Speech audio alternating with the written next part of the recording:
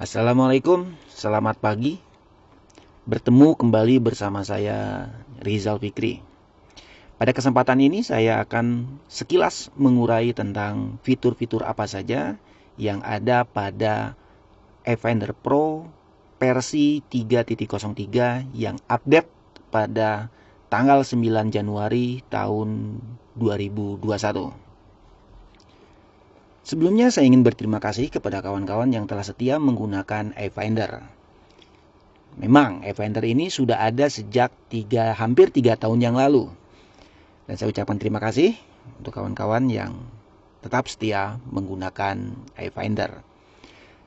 Tentunya kami terus berkomitmen hingga saat ini untuk terus menjalankan produk Efinder ini, untuk terus melakukan update, sekalipun ada banyak sekali kendala dan permasalahan, entah itu dari sisi internal ataupun yang lainnya. Dan saya ingin minta maaf ke kawan-kawan yang dalam 1-2 bulan ini telah menunggu tentang permasalahan-permasalahan atau revisi dari bug atau permasalahan dari versi sebelumnya, di mana dalam 2 bulan ini terlihat stuck. Jadi terlihat bahwa tim Efinder ini seolah-olah gitu ya, tidak melakukan apapun. Oke, tidak masalah, biarlah opini itu berkembang, tetapi di sini saya buktikan langsung bahwa kami selama ini bekerja keras, bukan lagi untuk melakukan revisi perubahan sedikit-sedikit, tetapi ini membuat dari awal lagi, dibuat ulang lagi. Jadi dari mulai servernya, aplikasinya, databasenya, termasuk juga kontennya, ini dibuat lagi dari nol. Dan tentunya hal tersebut kami lakukan karena kami anggap worth it. Dengan sistem yang baru ini, yaitu dari sisi server, aplikasi, algoritma, dan yang lainnya, hal tersebut memungkinkan tim kami bekerja bisa lebih cepat dan efektif, efisien dan efektif dalam pengerjaan konten ini. Sehingga kedepannya Efinder dapat melakukan update setiap hari. Jadi kami akan melakukan daily update. Oke, jadi kita langsung saja. Saya coba untuk mengurai sekilas saja tentang kunci-kunci fitur dari Efinder Pro versi 3.03 ini. Untuk video tutorial atau panduan cara bagaimana menggunakan Efinder, saya akan buatkan di video terpisah. Ada 4 tab atau 4 fitur utama: hardware solution, troubleshooting, schematic, dan video tutorial. Kita mulai dari hardware solution. Di hardware solution ini, kami banyak menyajikan atau memberikan referensi kepada kawan-kawan teknisi untuk melacak potensi-potensi kerusakan komponen dan juga membantu dalam hal pemetaan pada skematiknya. Di sini telah disediakan tabulasinya dulu, di mana kita memilih tipe handphone, brand, tipe, kemudian blok areanya. Di sini sudah direcah. Jika kita pilih misalkan user interface, maka ini ada audio, button, dan display audio tercah lagi khusus bagian audio. Bagian display juga ada terpisah. Nah, seperti ini ya. Termasuk juga bila pada power distribution. Ini juga direcah juga. Ini untuk memudahkan dalam hal pemetaan. Oke, di hardware solution ini kami memberikan 3 sajian. Di sini ada komponen suspek, kemudian ada PCB tracing, smart schematic. Baiklah, sekarang kita mulai dari komponen suspek. Komponen suspek adalah sajian referensi untuk kawan-kawan teknisi untuk mengetahui di mana letak, mengetahui potensi, ya, komponen-komponen mana sih yang bisa mengakibatkan kerusakan pada kasus yang sudah ditentukan di sini ya. Misalkan di sini kita pilih di blok areanya user interface, kita pilihnya display, kemudian LCD. Nah, di sini kita tahu, oh, untuk kasus LCD, nah di sini kita tinggal klik tombol ini ya. Di sini ada aktif komponen IC. Ini menunjukkan IC apa sih yang akan menyebabkan kerusakan pada LCD. Kemudian yang tombol yang tengah ini broken open circuit, ini menunjukkan komponen mana sih yang sebagai filter yang bisa menyebabkan putus jalur atau rangkaian menjadi tidak tersambung dengan baik. Kemudian short and leakage ini adalah menunjukkan komponen mana saja sih yang berpotensi short. Jadi dengan fasilitas dari sajian ini, kawan-kawan dapat melakukan analisa, pengecekan secara efektif. Tinggal dilihat saja dari komponen ini. Oke, kemudian pada PCB tracing. PCB tracing adalah menunjukkan tentang korelasi jalurnya. Jadi di sini sudah direcah ya. Net name. Jadi untuk permasalahan kasus LCD, inilah jalur-jalur yang harus kita cek. Nah, jadi ini yang ditandai seperti ini. Jadi bahwa pada pin konektor ini dia akan tersambung ke sini, dan tersambung ke sini. Begitu. Jadi ini sebutlah untuk men-tracing atau melacak korelasi jalur untuk memudahkan apakah ada terdapat jalur yang putus atau tidak. Kemudian di sini ada smart schematic. Nah, smart schematic ini sengaja saya buatkan agar kawan-kawan juga dapat memahami.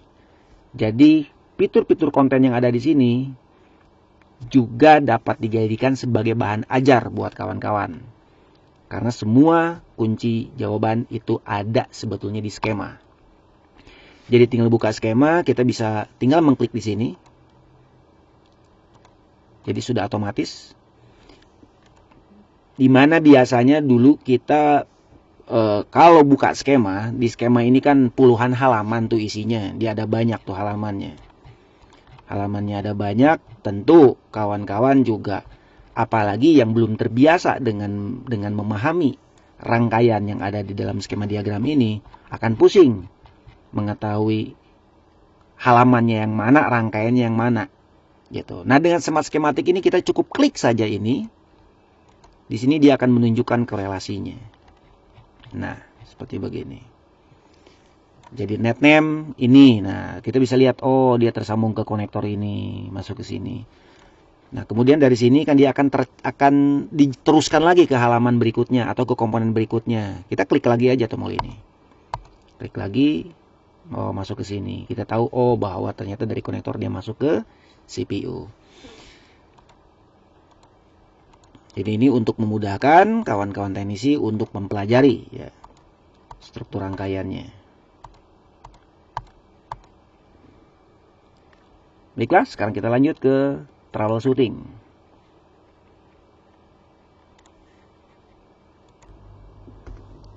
Nah, di sajian konten sebelumnya di Hardware Solution itu kan adalah sajian referensi yang kami berikan untuk kawan-kawan. Silakan.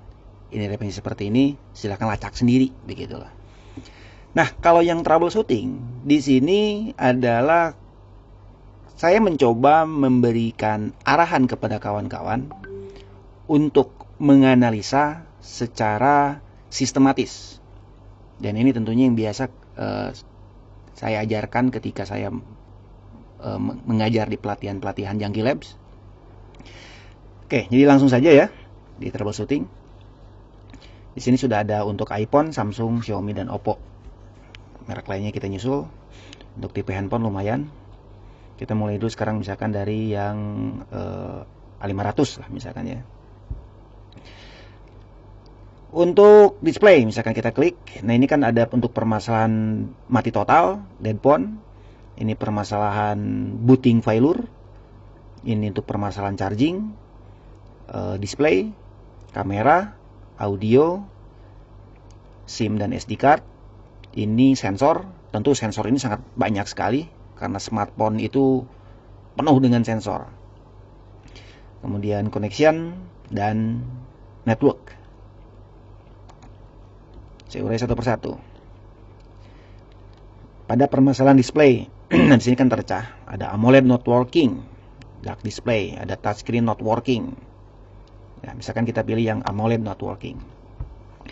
Di sini ada 3 tab ya, ada step 1, step 2, step 3. Anggap saja bahwa software ini adalah panduan, sama halnya seperti kawan-kawan punya Google Map di handphone. Datang ke Jakarta, culang cileng, lieur, aduh iya jalan ke mana, iya rek neangan itu iya, gitu neangan gehu ke mana iya di Jakarta gitu. Sedangkan ini si Kabayan baru masuk metropolitan, buka Google Map, udah biarlah Google Map yang akan mengarahkan harus mulai dari mana, apa yang harus dipersiapkan, kemudian belokannya kemana, harus ngapain segala macam, itu udah ditunjukin semua di Google Map. Anggap saja ini seperti itu. Oke, step 1 ini adalah inspection. Jadi di sini ditujukan dulu ya komponen-komponen yang terlibat, komponen-komponen yang berpotensi atau komponen yang terlibat pada rangkaian pada rangkaian display ini ya. Di sini kita pilihnya AMOLED. Aktif komponen di sini disebutkan. Kita klik dulu untuk auto zoom faktornya ya, supaya ini langsung ngezoom. Klik U6000 yang ini. Ini ada IC kecil, ini ada IC regulator, ada U6001, kemudian ada U605, dan ada UCP3000 atau CPU. Wow, jadi kita tahu di sini bahwa yang menyebabkan AMOLED tidak bekerja itu melibatkan banyak IC. Di sini tunjukkan mana saja IC-nya. Konektornya yang mana untuk AMOLED? Tinggal klik saja ini. Oh, yang ini. Kemudian serial komponen. Serial komponen ini adalah komponen-komponen filter. Ada filter, ada resistor, yang intinya dia berperan sebagai komponen, sebagai penjembatan jalur-jalur data dari LCD ke CPU. Kita tinggal klik saja. Di sini dia melibatkan ini. Kemudian paralel komponen. Paralel komponen ini adalah komponen yang tersambung paralel ke ground, dan biasanya komponen tersebut yang mengakibatkan rangkaian menjadi short begitu. Di sini kita tinggal baca saja. Kalau nggak ngerti bahasa Inggris ya udah ini tinggal blok, di copy saja. Buka Google Translate, udah tinggal di translatekan saja. Yang intinya adalah gitu ya, bahwa penunjukan yang ada di sini ya monggo silakan untuk dicek dulu, barangkali di sana ada korosi, barangkali di sana memang terlihat ada resistornya yang hilang lah, atau memang ada terlihat gosong atau apa, ya silakan itu dibersihkan atau langsung melakukan penggantian atau pencabutan begitu. Oke. Namun karena di sini kan menunjukkan ada banyak potensi dan ada banyak pilihan komponen, tentu dong nggak mungkin kawan-kawan untuk memprotoli satu persatu. Artinya udah dicuci, udah bersih, dilihat secara visual, secara kasat mata itu tidak ada kendala. Kalau ada kendala ya silakan langsung saja dibersihkan atau dipanasin gitu ya. Tapi kalau ternyata tidak ada kendala secara visual, maka mau tidak mau daripada kawan-kawan harus memprotoli komponen satu persatu atau try and error, maka lanjutkanlah ke step kedua. Nah, step yang kedua ini adalah tahapan-tahapan analisa. Tentu, di sini ada urutan dan ada proses pengukuran yang harus dilakukan. Begitu.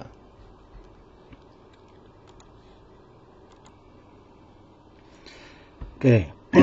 Di step 2 ini kita akan menggunakan alat ukur. Alat ukurnya itu bisa menggunakan avometer biasa, yaitu yang sudah kawan-kawan punya. Silakan gunakan itu.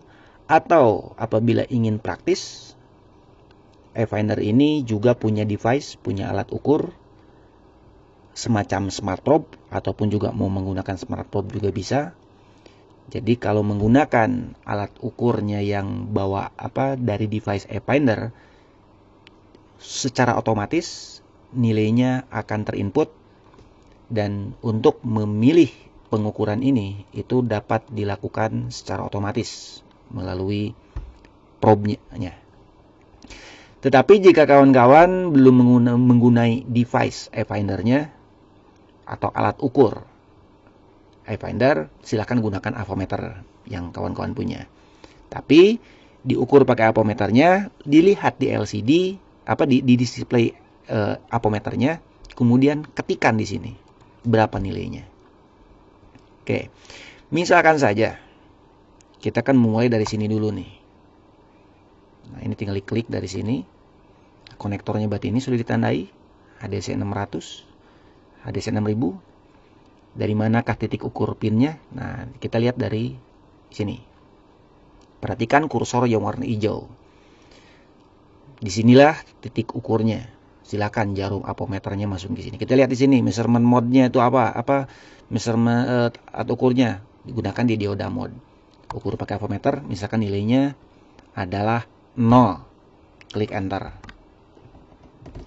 Nah, jika ini sudah terchecklist, berarti ini sudah menandai ini sudah diukur.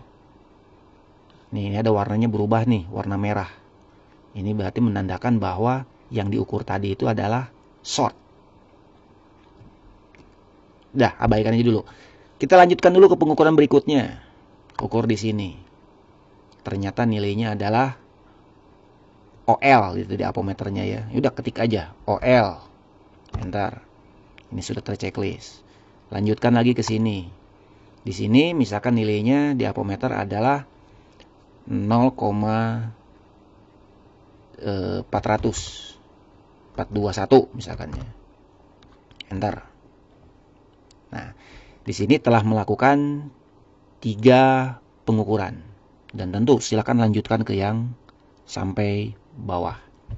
Ataupun kalau kita dilihat dari sini memang sudah terdapat warna yang berwarna merah ataupun berwarna biru, ini silakan untuk itu aja dulu ditangani.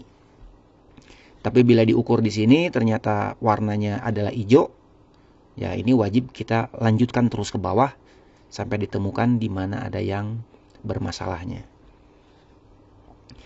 Oke. Karena tadi kita telah melakukan pengukuran, kita tinggal masuk kepada step 3. Di sini langsung ada reportnya, ada laporan dari hasil pengukuran tadi. Ini, dan ini ya, sudah ada 3. Yang di bawahnya ini masih kosong karena belum kita lakukan pengukuran. Nah, contoh yang pertama kan, tadi kita mengukur yang ini, ELVSS, bla bla bla. Ini, titik ukurnya di sini. Nah, nilai idealnya adalah 0,399, sedangkan pas diukur nilainya 0. Yang dicek ini adalah area supply powernya. Hasilnya adalah value too low atau nilai itu sangat rendah atau terlalu rendah, atau kita bisa sebut sebagai rangkaian tersebut adalah short. Sedangkan yang kedua tadi karena mengetiknya adalah OL, di sini menandakan nilai terlalu tinggi atau terdapat open circuit atau putus jalur. Sedangkan yang ketiga tadi saya ketik di 0421, ini masih ada dalam batasan toleransi karena pada nilai ideal value-nya, nilai comparan dari handphone normalnya itu adalah 0,399. Jadi kawan-kawan nggak perlu ngukur harus dapat comparan gitu ya. Ini sudah dibuatkan 0,421. Dan di sini resultnya adalah oke, begitu. Nah, sekarang ketika misalkan lihat yang ini nih, ini kan nilainya value too low, short. Nah, di sini sudah ditunjukkan komponen yang bermasalahnya yang mana. Ya, kita tinggal checklist ininya supaya ngezoom ya. Klik aja yang ini misalkan, yang ini, atau yang ini. Baca saja di sini, actionnya harus apa. Nih. Intinya dalam actionnya ini silakan di copy paste aja ke Google Translate.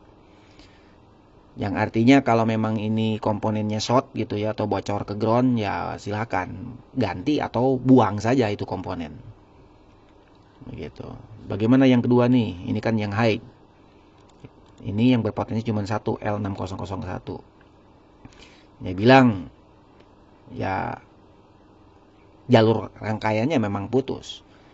Ini bisa diakibatkan karena komponennya yang putus atau memang kita butuh melakukan jumper, ya, ngejumper jalur putusnya. Kalau L6001-nya ini tidak bermasalah. Kemanakah kita akan melakukan jumpernya? Titiknya dari mana ke mana? Ya silakan buka hardware solution. Di sini sudah ada solusinya. Tinggal buka PCB tracing, gitu kan. Nah, tadi kan kita lihat di ini tuh yang netname-nya yang ELAPDD. Nah, ini di sini ya adanya di backlight-nya.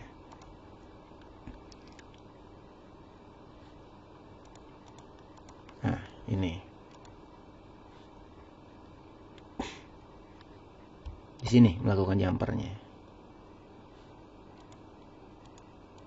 Saya akan sesuaikan lah pokoknya dari sini. Apabila ingin memahami lagi tentang loh ini kok kenapa gitu ya di troubleshooting ini, ya udah silakan buka hardware solution, buka smart schematic, lihat sistem rangkaiannya di skematiknya. Kesimpulannya, jadi yang di troubleshooting ini adalah panduan secara struktur sistematis begitulah ya, untuk kita melakukan penganalisaan. Sekarang kita lanjutkan ke tab yang ketiga. Di sini ada skematik. Ini adalah official skematik. Jadi apabila yang hardware solution troubleshooting ini betul-betul saya yang membuat. Kalau untuk skematik tidak, tapi ini adalah skema yang memang sudah datang dari pabrik handphonenya. Begitu. Tipe-tipe handphonenya ya lumayan. Ini sudah cukup lengkap.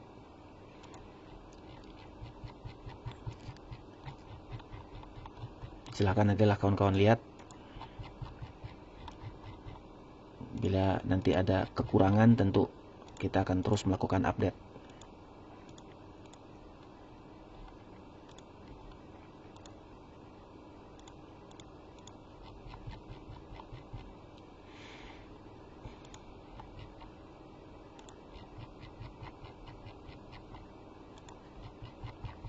Oke. Kemudian tab terakhir di sini ada video tutorial. Ini dilinkkan sebetulnya ke channel YouTube saya. Jadi channel video-video tutorial yang saya anggap ini ingin saya bagikan, ya saya upload di channel YouTube. Dan enaknya di sini ya ini sudah termanage dengan rapih. Jadi kita tinggal mengklik saja di sini. Jadi barangkali kalau dilihat di YouTube mungkin korelasi urutan belajarnya harus dari mana ke mana itu agak sulit diketahui gitu. Jadi di sini kan sudah ada urutan-urutan apa saja yang harus kita pelajari. Baiklah, terima kasih atas waktunya.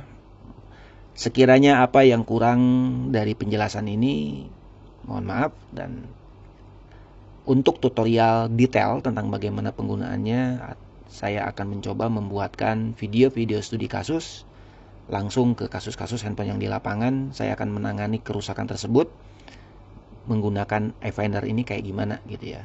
Kita nantikan di video berikutnya.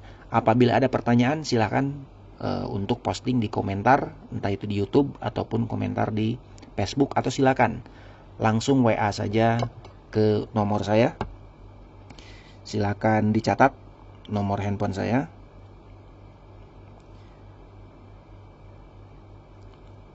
+85846100003 atau 081221717241. Oke, wassalamualaikum warahmatullahi wabarakatuh. Sampai jumpa kembali.